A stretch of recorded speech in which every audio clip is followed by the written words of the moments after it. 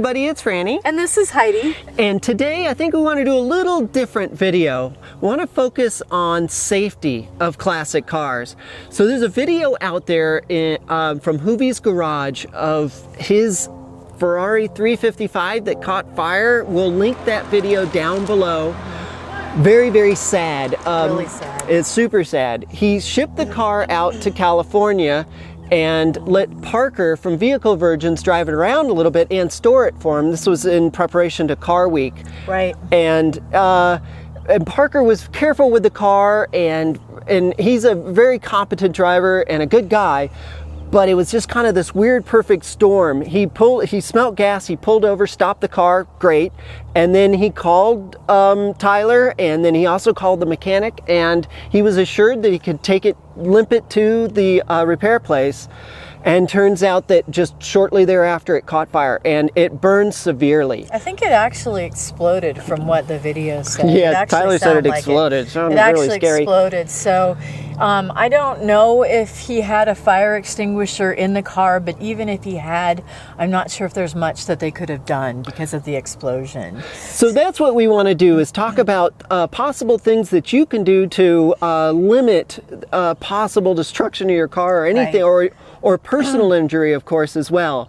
So let me talk about since Heidi mentioned the fire extinguishers, hold on just a sec. You've got a couple of options. You've got the bottle extinguishers. Now you want to make sure you get a Halitron extinguisher. You don't want a chemical extinguisher because they can ruin the metal in the back of your car. But there's another technology here called Element, and it really is, it looks like a flare, and you actually spark it off and it produces tons of carbon dioxide and will just smother the fire. Now, of course, if you do have a fire in your car, get your people out. Safety first, right? And if it's a huge blaze, you're never going to put it out with a small little fire extinguisher. I mean, if you can grab the fire extinguisher on your way out, which is why having it mounted underneath your steering column or even behind the seat, and you can grab it on your way out. But yeah, Franny's right. Make sure that you get yourself and everybody in the car out as quickly as possible. Safety first. But if, like for instance, I had a fire in a Beetle, and it was just a small little flame coming out, and a guy jumped out of his truck and put it out instantly with a fire extinguisher, and I didn't have one in the car. But cars can explode, so be careful. Stand far away from them. If it's the least bit out of control, just call 911, and that's that. Yeah, having the fire extinguisher could be helpful because you actually might have to put the fire out not just on the car but on yourself or any of your passengers. Yeah. So yeah, totally. It's critical that you, if you have access to grab them, that you do. So the next thing I want to talk about are toolkits, and I have a couple of videos, well, we have. I put one together for an emergency toolkit, and then Franny put one specifically together for the 356, and we'll link them as well. But one of the things that I want to mention about toolkits is often with these older cars, you will find that the toolkit could be missing for a variety of reasons. It's changed hands a bunch, and you may not have the toolkit anymore. Or in the case of a car that you do show on occasion, you may not want your classic toolkit, which is quite valuable, to be residing in the car a lot of the time. So you take it out.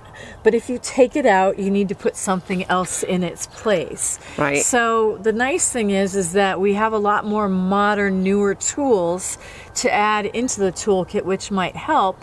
But in situations like this car, for example, this is a European Ferrari 308, and it has a tiny little itty bitty spare that they had in Europe as a requirement. Yeah. And it's not something that's really appropriate, especially of a 30-year-old car, to be driving around on. The tire's going to be worn out. Yeah. There are other ways dangerous around that. We actually have a video that we talk about how to change a tire without having to actually jack up the car, and we show you that sort of thing. But those are the kind of items that you could have in these emergency toolkits that will help you out. Right, so you could be up in the mountains and may not have cell service or anything, and if you just have a small puncture in your tire, you can plug your tire, while it's still on the car, and you've got your air compressor with you, and blow it back up again, and you can be on your way. Right. That's a lot safer, I think, than trying to get flag down a car and try to, you know, fuss, trying to get the car on towed and blah, blah, blah. So just a little bit of preparedness, I think, really does help. So another thing that's really important, I think, with the cars is to realize that these are 20, 30, 40, 50, 60-year-old cars. Right. So they don't have all the modern safety bits that the new cars do. So this car, for instance, manual steering, and it's not too big of a deal, but it's a little difficult in parking lots, doesn't have ABS brakes. I don't think it has a collapsible steering wheel. Some of the cars, the older ones, just have lap belts. So there are not a lot of safety equipment. Mm-hmm. So you want to be very conscious of that and understand what the limitations of the car are. So that will cause you to drive it a little bit differently in traffic. You'll leave more room because you don't know the brakes might not be super awesome compared to new cars. You don't have all the warning lights. You don't have any of that sort of stuff. And once again, Franny was talking about leaving enough room. Most classic cars are small, and as you know, probably 65 to even 85% of the cars that are on the road are either trucks or SUVs, so they ride quite a bit higher than these little itty-bitty classic cars. And so our assumption is that it's like we're on a motorcycle, or we are not visible to whoever we are driving around. So we try to avoid their blind spots, and we try to announce ourselves.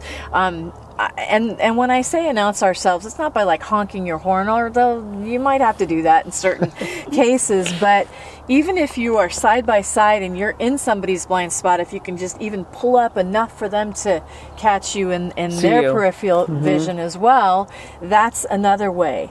And so, but just make the assumption that you're like on a motorcycle and really use your peripheral vision, watch intersections in particular, and really just be a smart driver about, you know, these really tiny cars that are on the road when you're driving them. And you can get a little weird attention when you're on the road as well. Sometimes people will speed up and slow down to take a look at your car and maybe even take a picture or something, because you just don't see these cars on the road very often. So they draw a little bit of attention, and so cars will pull up next to you and sort of stop, and they can sort of box you in when you're on the road. You might have a semi on the right side, and remembering these cars don't have the power of a new car. So, I mean, these poor things, they were really awesome in the day, but almost all of these cars are slow compared to pretty much any car on the road today. So in maneuvering around in traffic, you don't have that speed that you used to have, or some of the agility.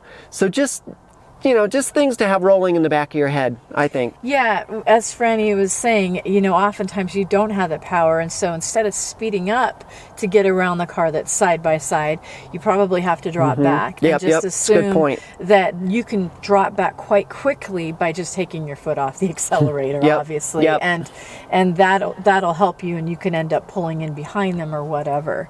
But yeah, fast reaction time, obviously.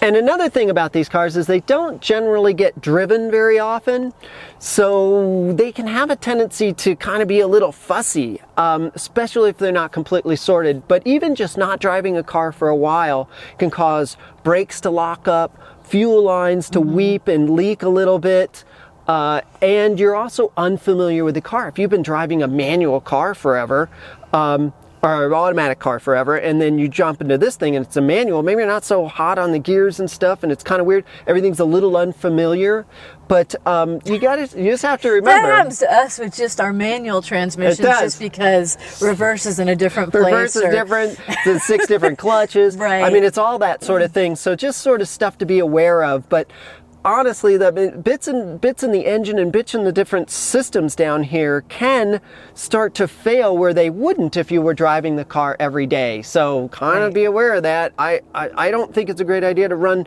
loud radios in these old cars, because I think you really need to listen to what's going on with the car when you're driving it. Right. And another thing is the old tires that can come on classic cars. A lot of times people just may want a particular tire on for a car show or something, and they'll be driving around on them.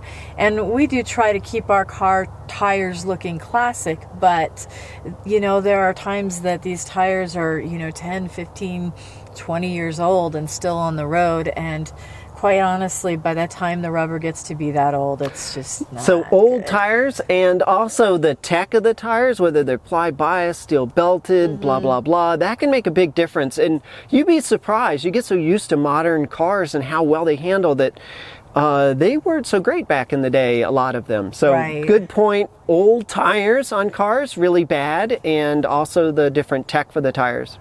Right. So there's a reason why this is kind of a thing for us, because we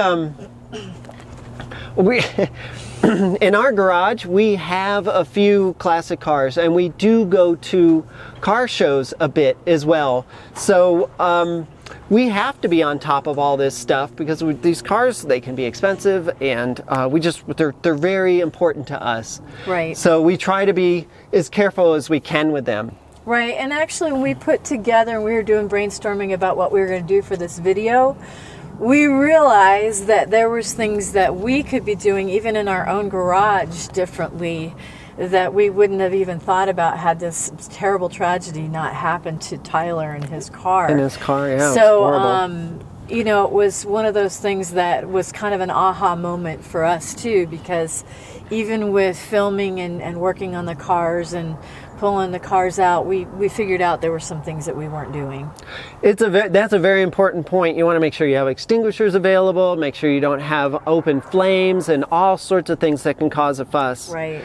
I'd like to give a special shout out to Tavarish. I love his shirt here.